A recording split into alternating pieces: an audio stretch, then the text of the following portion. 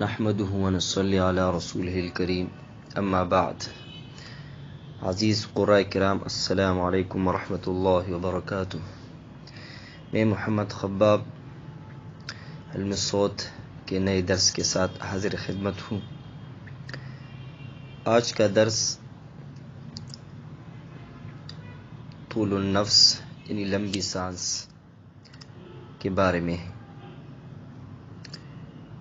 جیسے کہ آپ سب کو معلوم ہے کہ سانس کا لمبا ہونا بھی آواز کی مہارتوں میں سے ایک ہے، اور جس کا حصول ایک قاری کے لیے ضروری ہے. اب ذہن میں سوال آتا ہے کہ سانس کا آواز کے ساتھ کیا تعلق ہے. پچھلے دروس میں ذکر کیا گیا تھا کہ آواز بننے کا عمل بنیادی طور پر پھیپھڑے سے شروع ہوتا ہے. چنانچہ سانس لینے کا عمل جتنا قوی اور متوازن اور صحیح ہوگا، اتنی ہی آواز قوی، مکمل اور متوازن ہوگی، کیونکہ آواز کے لیے سانس کی ضرورت ہوگی. اور بہت سے قراء کو یا طلباء کو دیکھا گیا ہے کہ سانس کی کمی کے باعث ان کی تلاوت میں کمزوری بھی پائی جاتی ہے. تو اس لیے ضروری ہے کہ سانس کے عمل، اس کے طریقہ کار کو بیان کیا جائے، اور جو کمی کوتاہیاں ہے اس کی نشاندہی کر کے اس کی تصحیح کی کوشش کی جائے. سانس کا جو عمل ہے وہ بنیادی طور پر 3 مراحل پر مشتمل ہوتا ہے. اس میں پہلا ہے سانس لینا. عموماً سب سے پہلی غلطی اس حوالے سے ہوتی ہے سانس لینے کے عمل سے ناواقفیت. ہم عموماً یا اکثر طلباء وہ سانس مختصر لیتے ہیں، یا صحیح طریقے سے نہیں لیتے، یا صحیح جگہ سے نہیں لیتے. یہ تو سب کو پتہ ہے کہ انسان سانس پھیپھڑوں کے ذریعے لیتا ہے، لیکن یہاں ایک اور چیز میں ذکر کروں گا، اور اکثر ماہرین سے اس بارے میں سننے میں بھی آیا ہے کہ سانس لیتے وقت یہ سوچنا چاہیے کہ آپ سانس پیٹ سے لے رہے ہیں، یعنی یہ اس کی گہرائی کی طرف نشاندہی ہے. اور اگر آپ نے غور کیا ہوگا تو پھیپھڑوں کا جو نچلا حصہ ہے وہ اوپری حصے کے مقابلے میں بڑا ہوتا ہے، اس میں زیادہ سانس سما سکتی ہے.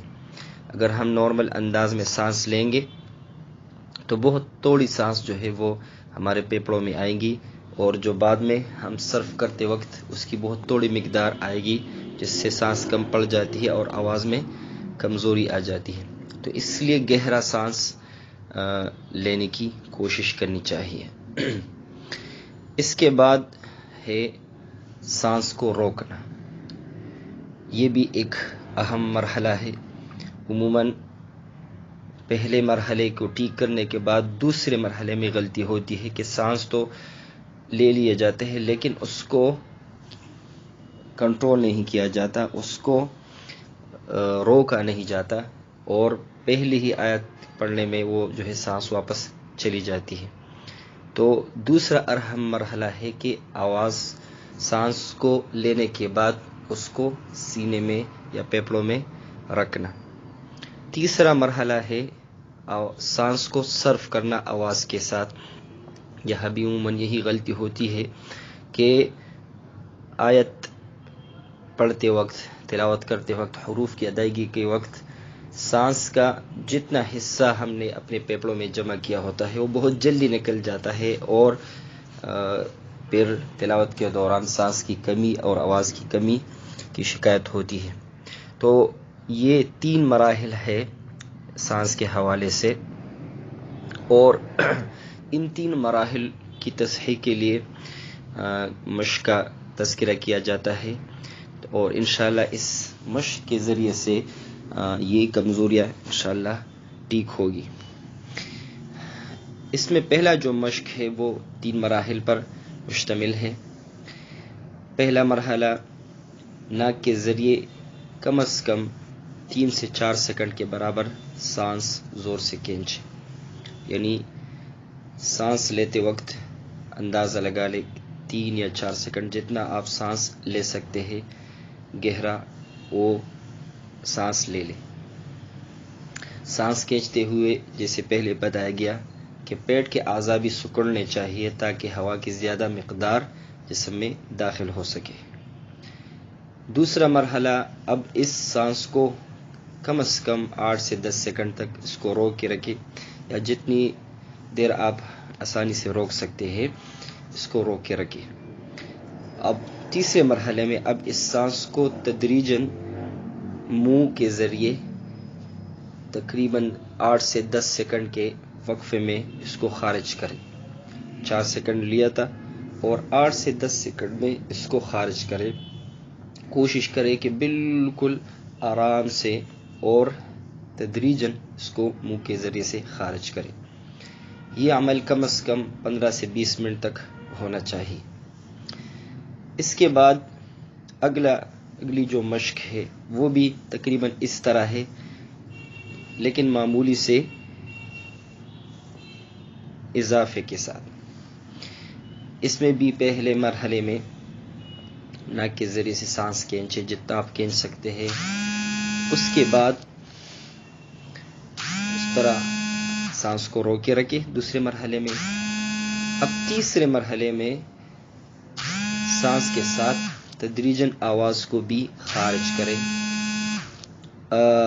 کے انداز میں، اور اس کا بھی وہی طریقہ ہے کہ اگر 4 سیکنڈ تک سانس کھینچی ہے تو آواز جو ہے اس کے ساتھ سانس کو تھوڑا تھوڑا کر کے کم از کم 8 سے 10 سیکنڈ کے وقفے میں اس کو خارج کریں، اور اس کا مشق بھی دوران 15 سے 20 منٹ ہونا چاہیے، اور پھر روزانہ کے حساب سے 1 سیکنڈ 2 سیکنڈ ان تینوں مراحل کے اندازے کو بڑھاتے جائیں۔ ان مشقوں کا فائدہ جیسے پہلے بھی ذکر کیا گیا کہ پہلا فائدہ تو یہ ہوگا کہ بہت کم وقت میں آپ سانس کی زیادہ سے زیادہ مقدار کو اپنے جسم میں داخل کر سکتے ہیں۔ دوسرا، سانس روکنے پہ آپ کو عبور ہوگا، اور تیسرا کہ آپ سانس کو تلاوت کے دوران تدریجی انداز میں خارج کریں گے، جس کی وجہ سے جو سانس کی کمی کا مسئلہ انشاءاللہ دور ہو جائے گا۔ یہاں میں ایک چیز کا ذکر کرتا جاؤں کہ سانس کے جتنی بھی مشق وغیرہ کی جاتی ہے اس کا بالکل یہ مقصد نہیں ہے کہ آپ ایک سانس میں سورہ فاتحہ یا لمبی سے لمبی صورت پڑھنے اگر پڑھے کوئی تو کوئی مذائقہ نہیں، لیکن اس کا قطعی مقصد نہیں۔ سانس کے عمل پہ کنٹرول اور گرفت کا مقصد آواز کی مضبوطی ہے، آواز کی طاقت ہے، تو اس چیز کو بھی ذہن میں رکھنا چاہیے، اور یہ چیز ہر کسی کے لیے ضروری ہے۔ اچھا، ایک اور بات، عمومی طور پر لمبی سانس کے لیے بہترین شے تو ورزش ہے، چاہے کسی قسم کی بھی ہو، لیکن جو لوگ مشق یا ورزش نہیں کر سکتے تو ان کے لیے یہ مشقیں بھی ضروری ہے، اور ورزش کرنے والے حضرات کے لیے بھی یہ مشقیں ضروری ہیں۔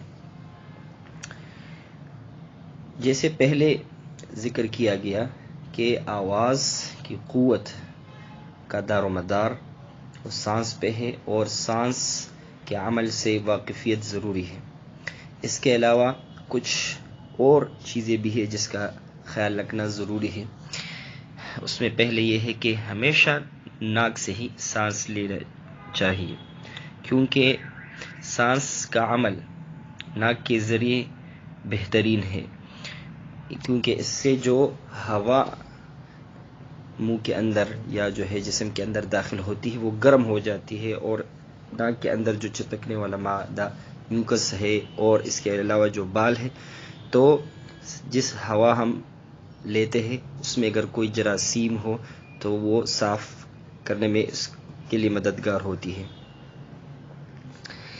دوسرا یہ ہے کہ سانس لیتے ہوئے جسم کو سیدھا رکھنا چاہیے، کیونکہ جسم کی جھکاؤ کی صورت میں پھیپھڑوں کا حجم کم ہو جاتا ہے اور ہوا کی زیادہ مقدار جسم میں داخل نہیں ہو سکتی، یعنی بالکل کمر سیدھی ہونی چاہیے، اور تاکہ پھیپھڑوں پر بوجھ نہ پڑے، ان کے لیے کافی جگہ میسر ہو تاکہ وہ پوری طرح بھر سکے۔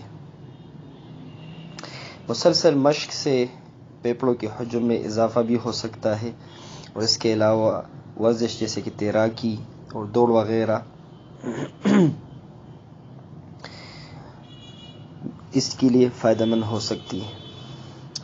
ایک اور چیز کا آپ لوگوں نے خیال رکھنا ہوگا کہ اکثر تلاوت میں ہم اپنے عمومی انداز میں سانس لیتے ہیں، یعنی ہم عموماً جو بات چیت کے دوران یا عموماً آپ انداز میں ہم سانس لیتے ہیں، معمولی سی سانس لے کر جو ہے تلاوت شروع کر دیتے ہیں، کہ جس کی وجہ سے سانس کی کمی کا سامنا کرنا پڑتا ہے۔ تو کوشش کرنی چاہیے کہ تلاوت کے دوران گہرا سانس لیا کرے۔ اس کے علاوہ کہ جس طرح پچھلی مشقوں میں ذکر کیا گیا کہ سانس لینے کے ساتھ ساتھ سانس کو صرف کرنے کے عمل پر بھی گرفت کاری کے لیے لازمی ہے، کیونکہ تلاوت کے دوران سانس کے مناسب اخراج کے عمل سے ناواقفی اور اس کی کمزوری بھی سانس کو کم کر دیتی ہے۔ ایک اور اہم چیز ہے، تلاوت کے دوران آواز کے طبقات کا غیر مناسب استعمال بھی سانس کی مقدار کو کم کر دیتا ہے،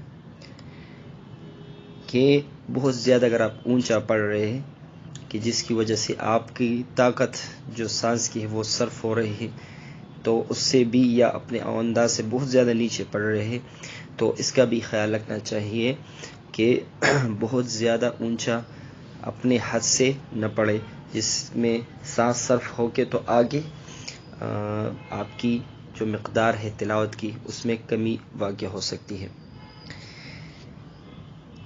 سانس کے حوالے سے، اس کو لمبی کرنے کے حوالے سے بھی مشق بھی کرنی چاہیے، اور اس کا صحیح طریقہ یہ ہے کہ ایک سانس کو کھینچ کر اچھے سے پھر ایک عادت شروع کرے، اور جہاں تک ایک سانس میں آسانی سے پڑھ سکے وہاں وقف کر لے، اب دوبارہ اچھی طرح سانس کھینچ کر اس سے 2-3 کلمات آگے پڑھنے کی کوشش کرے، اس طرح اس عمل کو بڑھاتے جائے، لیکن خیال رہے کہ یہ عمل تدریجاً ہونا چاہیے، روز کے مشق میں 3 سے 4 کلمات اپنی حد سے زیادہ بڑھاتے جائے، یا سٹاپ واچ کے ذریعے سیکنڈز میں اضافے کی کوشش کرنی چاہیے۔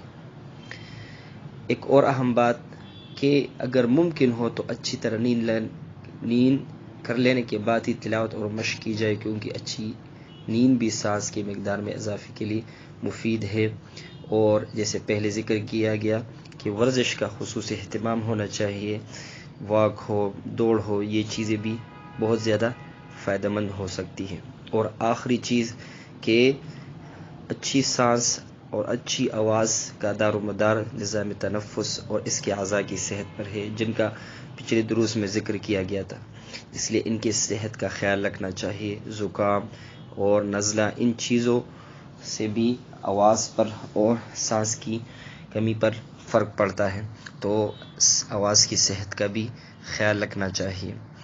تو یہ چند چیزیں تھیں سانس کے حوالے سے، تو امید ہے کہ انشاءاللہ اس کو اپنا کر، اس پر عمل کر کے جو مسئلہ ہے سانس کا انشاءاللہ حل ہوگا۔